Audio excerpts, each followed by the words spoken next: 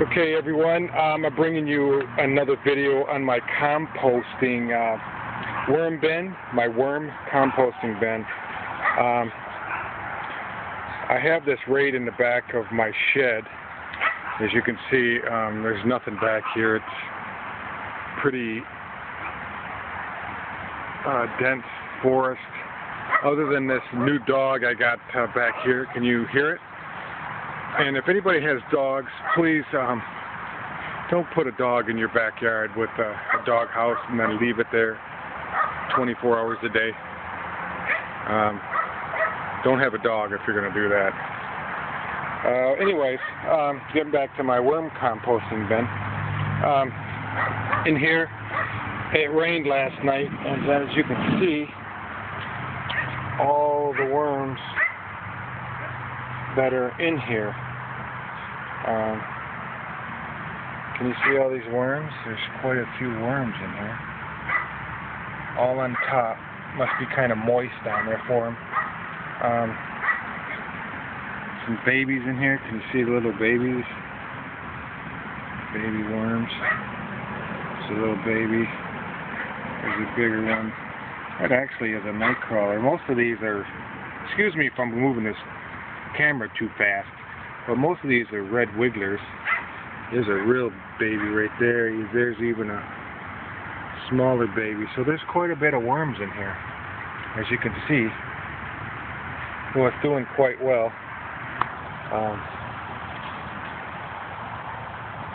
Yeah, they're at the top there too. It must have got. Last time I was in here a couple days ago, it seemed kind of dry, so I wetted it because it wet it. You can see the worms in here. Actually, there might be way too many worms in here. You can see these guys. There's just an awful lot of worms. I'm thinking about, for the winter, look at these worms, just everywhere.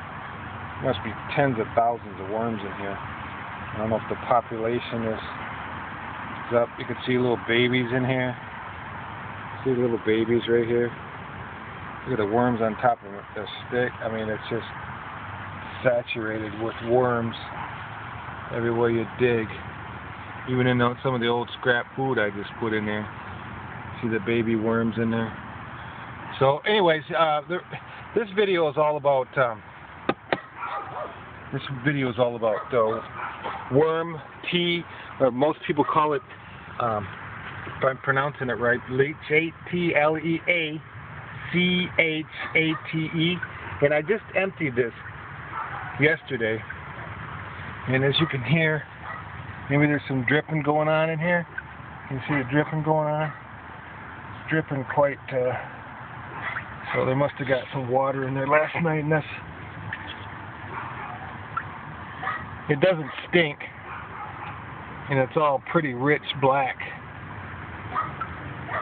So, well, what I did with it, I read some articles online, and I threw a couple teaspoons of molasses in the 5-gallon bucket, and